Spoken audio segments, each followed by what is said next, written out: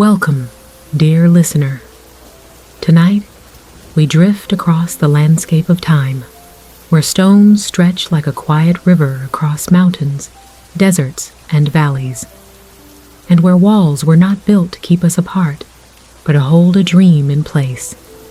This is the story of the Great Wall of China, not a single wall, not a straight line, but a patient weaving of centuries, of emperors, of bricks and branches and breath. Before it was great, before it was even called a wall, there were watchtowers, simple structures, built of earth, piled high by villagers with baskets, stones carried by hand, mud smoothed with straw.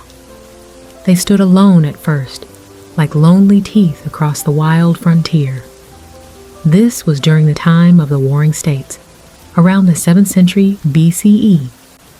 China was not one, no single country, no unified rule, just kingdoms, warlords, borders drawn and erased by arrows and ambition. Each region built its own defenses. They were not yet thinking of greatness, just survival.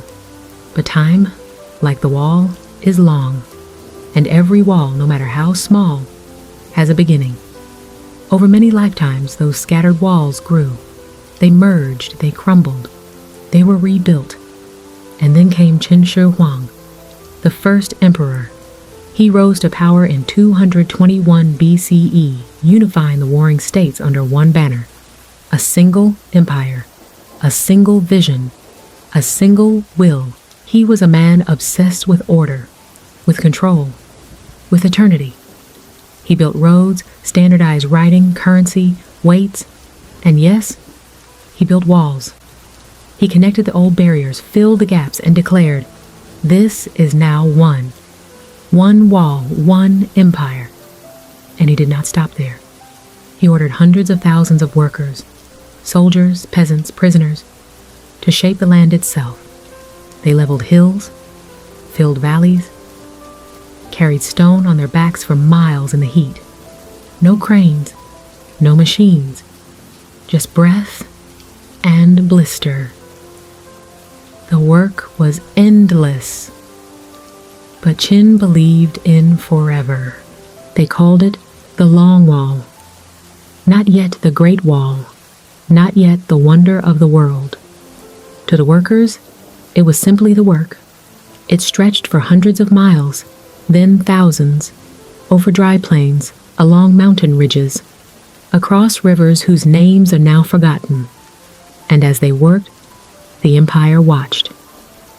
Qin Shi Huang sent overseers, generals, ministers.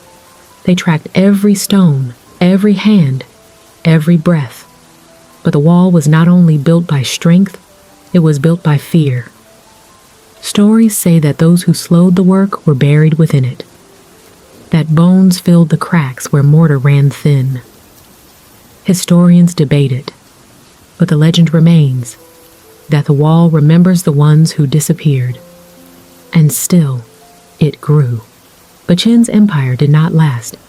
After his death, the dynasty crumbled. The wall fell into neglect. Wind and time began their slow unraveling. But China always remembers. Centuries later, the Han dynasty rose, and with it, new life for the wall.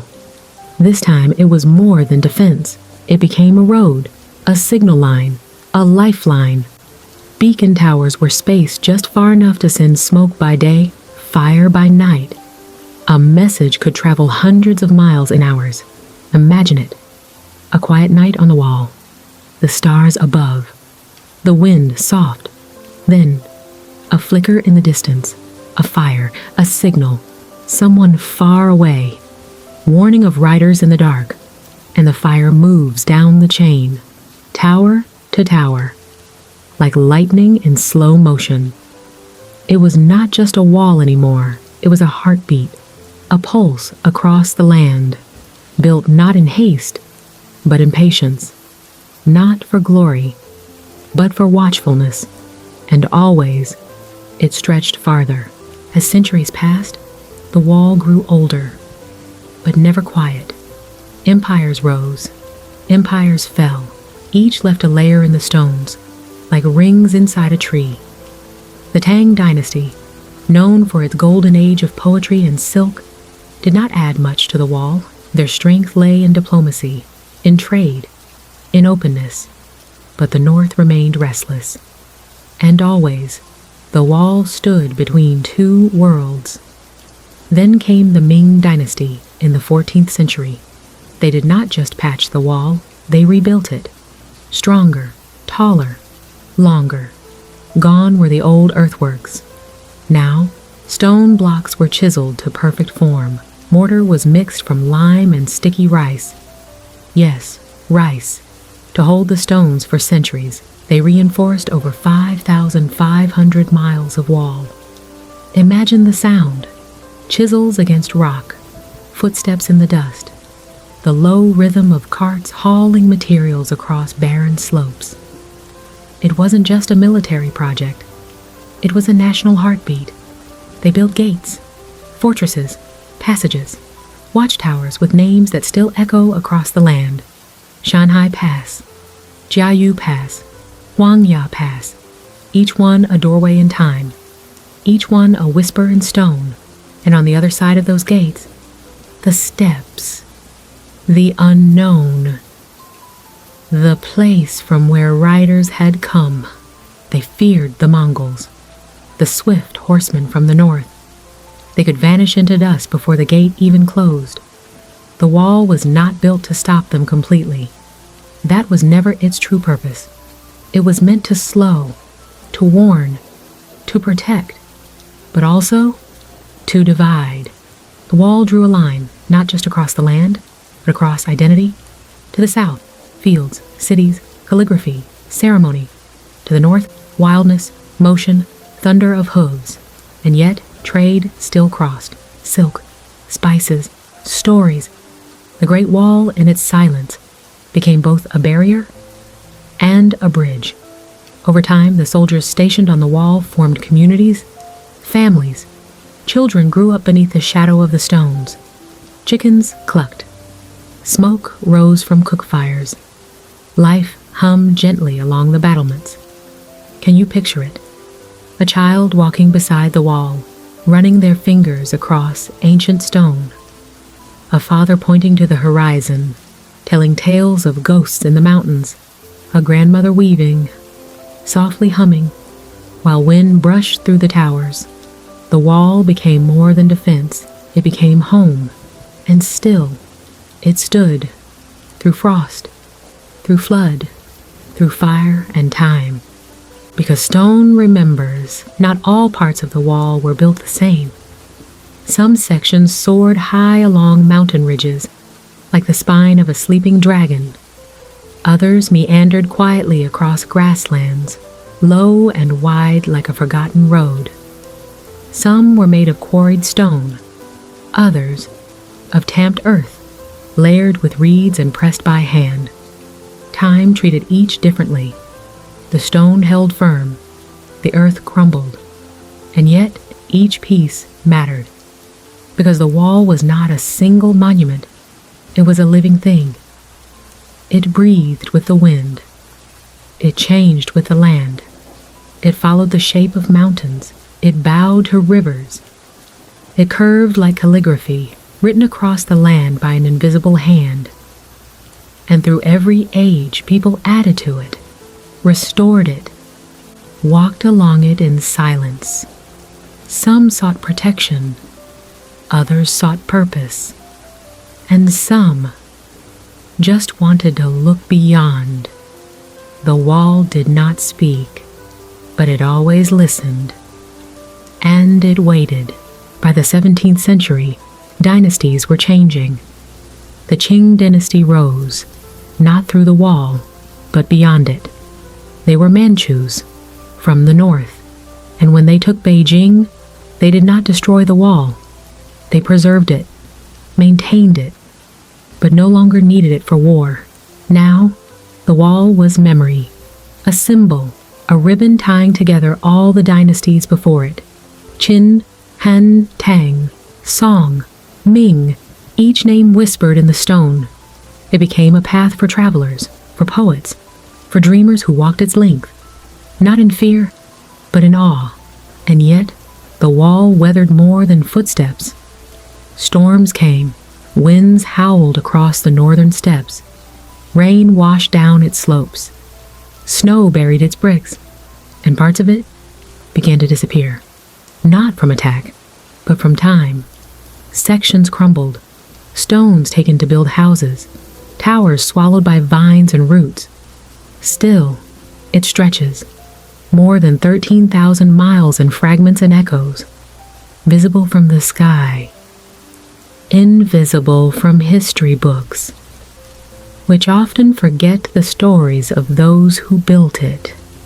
But tonight, we remember, with quiet breath and drifting thought. We remember the wall. Some say the wall can be seen from space. Others say that's just a myth. But the truth is stranger than either, because the Great Wall was never meant to be seen in full, not from the stars, not even from the highest tower. It was meant to be walked, step by step, hour by hour, stone by stone. To walk the wall is to feel the weight of centuries pressing softly beneath your feet. Each step echoes someone else's, a soldier, a servant, a traveler, a child. You cannot rush it.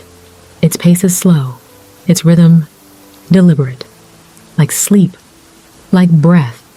Some parts are barely there now, just ridges of earth hidden beneath grass. Others have been restored, rebuilt, held together with care and pride. But even the untouched pieces have a beauty. Ruined watchtowers filled with moss, broken gates beneath a red moon, worn paths where silence gathers like morning mist. The wall is not perfect, but it is patient, and in that patience, it has endured. There are legends hidden in its stones. They say a woman named Ming cried for her husband, taken to build the wall during the Qin dynasty. She waited for word. Seasons passed, then years, but he never returned. She journeyed to the wall, carrying only a shawl she had made for him. And when she learned he had died, buried somewhere beneath the mortar, she wept. She wept for days, until the wall collapsed beneath her tears. A story, a myth, but perhaps not so different from truth, because the wall holds sorrow, it holds sweat, it holds breath and memory and ache. It is not only stone, it is human, and though it rises in silence, it was built on sound, hammer, voice, footstep, prayer. And now, your breath, softly falling across centuries. In modern times, people return to the wall not as soldiers, but as seekers. They walk its length for peace, for reflection, for stories. Some write poems in notebooks as they sit beneath broken battlements. Others touch the stone as if it can answer questions the present cannot. At Mutianyu, the wall is strong and carefully kept. Families climb its steps. Children laugh. Cameras click. At Simitai, it winds like a silver thread along mountain peaks. More quiet there. More wind. More sky. And then there are the hidden parts. Overgrown. Lonely. Where the wall barely whispers. These are the places where time folds in on itself. Where you might stand and wonder, how many feet have walked here? How many hearts beat here? How many dreams once rested in this very wind? The answers are not loud, but they are still here, waiting. Not all walls divide. Some. Remember, the Great Wall of China is not just a monument. It is a memory stretched across a landscape. It tells us of fear, of hope, of unity, of loss. It speaks in silence but never stops speaking. It reminds us that even the largest things are made of small pieces, that every great work begins with a single stone, that eternity is not built in haste, but in rhythm and patience and breath. So let yourself drift now. Let the wall carry you gently across the hills. Let it take you through time, through history, through sleep. You are walking a path built by thousands of hands, a path that never ends, a dream that never falls. And somewhere, in the dark beyond the mountains, the next tower waits, just out of sight, just beyond thought, just where dreams begin. The Great Wall is not a straight line. It winds, it curves, it climbs, like thought, like memory, like dreams. And like dreams, it holds secrets. Beneath some of its oldest towers are hidden chambers, empty now, but once filled with grain, weapons, maps, and whispers. Archaeologists have found coins from lost dynasties, broken tools, faded scrolls, small things left behind by large lives. But some places along the wall have never been fully explored. There are sections unreachable by road, towers that crumble when touched, valleys where no path remains. Nature, too, has claimed her share. Tree roots grip the foundations. Vines wrap stone in green silk. Birds nest in ancient cracks, their feathers brushing over centuries. And yet, still it holds. Because the wall does not belong to one time. It belongs to all of them. And now, to you. Tonight, as you sleep, the wall continues its quiet vigil, unmoving, unblinking, endless. From the shores of the Yellow Sea to the dry edge of the Gobi Desert, it stretches like a thought across the mind of the earth. It has seen empires rise and fall, seen dawns and dust, snow and fire, but it never rushed. It only endured. Let its rhythm carry you now, stone by stone, step by step, dream by dream. You are safe. You are still. You are part of something ancient and at peace. So let your breath slow. Let the silence rise. Let the centuries pass like clouds. And as the night deepens, sleep. The wall will remember you. It always remembers. Good night.